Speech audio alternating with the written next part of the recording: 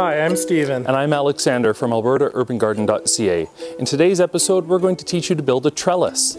Growing in raised beds is a fantastic way of growing fruit and vegetable in the comfort of your own backyard. That said, you are limited to grow along the ground unless you take up the third dimension and grow vertically. There are plants like grapes, melons, and peas that can take up large areas, choking out their neighbors. If supported by a trellis, however, they can all grow and prosper. In my case, I chose to grow vertically with a structure called a trellis. The term trellis is a very broad term for an architectural structure that means to support a climbing plant. They can be made of a wide variety of materials such as metal, wood, and even plants such as the Three Sisters planting method, whereby climbing beans use the stalks of corn to climb. In my garden, I've used two types of trellis. The first I built off of my fence. I built it to permanently support my heirloom grapevines that I got from my grandfathers. This is a more permanent structure and costs a little more to make. Today, we're going to show you how to build a cost-effective trellis that Steven uses for his annuals that can be moved quite simply and easily. Before we get started, you will need some materials you can find at any large box store. Today, we'll be building a 1.2 meter or 4 foot tall by 3 meter or 10 foot wide. For this trellis, you will need the following: 2 3 meter or 10 foot 1.27 centimeter or half-inch galvanized electrical conduit and 2 corner brackets, with an optional center support of 5 foot and a T-bracket.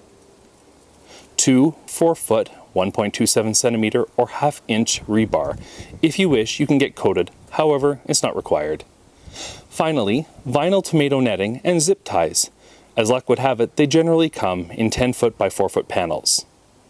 You will need a pipe cutter, drill, marker, and painting tape to do this job. Measure the lengths of pipe. Steven uses a marker to make the first mark and painting tape to ensure the measurement is all around the pipe. The brackets will add length to the whole frame. If you're restricted for space like Steven is, make sure to remove the excess. Cut the first pipe in half to give you 2 5-foot lengths. These will make the vertical supports. The optional center support is the same length. The optional center bracket will require 2 more cuts. First, remove the 3 inches the bracket will take up, and then cut it in half. If you're building the trellis for a restricted location, make sure to dry fit it together before securing it in place. To attach the pieces together simply requires a flat surface and your drill.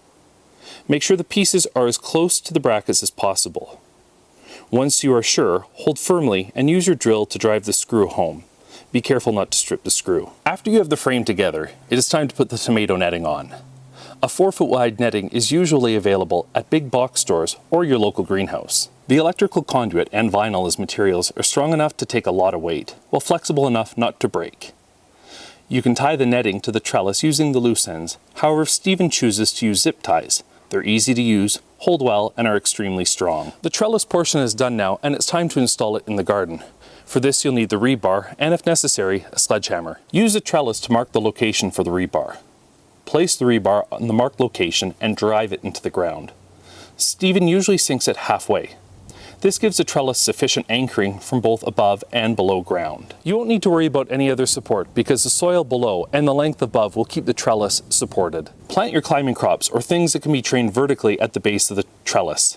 Things like peas and beans will climb on their own, while tomatoes may require some effort to weave through and tie-offs on the netting to keep it up. The trellis is great for annuals and, when fully loaded up with crops, will stand up to the elements. Steven doesn't recommend using this style for perennials like grapes, as the rocking is more likely to cause damage to their more rigid structures. The benefits of growing vertically include increased access to sun, and disease control and prevention. If you have a trellis and a favorite plant that grows on it, we would love to see photos on the Alberta Urban Garden Facebook page.